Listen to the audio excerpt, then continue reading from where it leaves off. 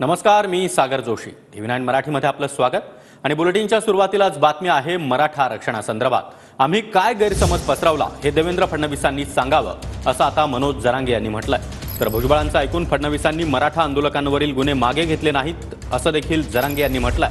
तर मराठा आरक्षण मिळालं नाही तर 288 जागा पाडणार असा इशारा पुन्हा एकदा मनोज जरांगे यांनी दिला आहे.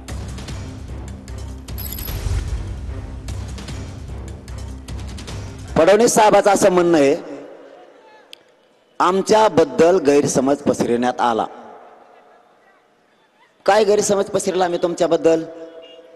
पण पसरलेला गैरसमज आणि पसरवलेला तो नेरेटिव्ह मी भरून काढणार, असं फडणवीस साहेब म्हणते. काय गैरसमज पसरला, काय चुकीचं सांगितलं? फडणवीस साहेब काय चुकीची बातम्या दिल्यात?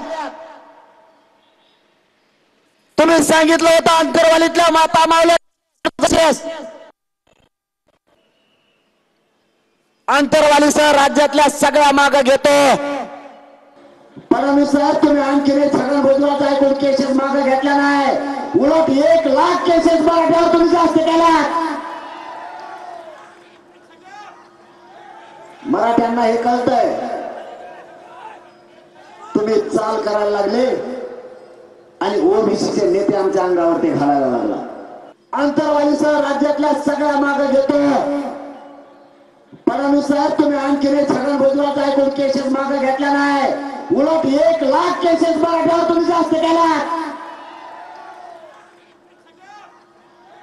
मराठ्यांना हे कळतंय, तुम्ही चाल करायला लागले आणि ओबीसीचे नेते आमच्या अंगावरती घालायला लागला.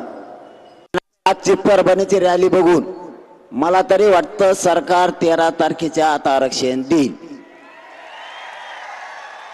आणि जर नाही दिली तर परभणी जिल्ह्यात आणि महाराष्ट्रातले 288 गेले म्हणून समजा. कोणत्या नेत्याला भ्यायचं नाही तुम्हाला सांगतो, महाराष्ट्रातल्या मराठ्याला सांगतो, कोणत्या नेत्या फेत्याचे दहशत नाही, काही नाही, कोणाला भ्यायचं नाही, काही समान नाही. गोरगरीब मराठ्यांची ताकद वाढली पाहिजे. आणि आपल्या हातात 2 काम आहेत, तसं काही नाही, टेन्शन नाही घ्यायचं.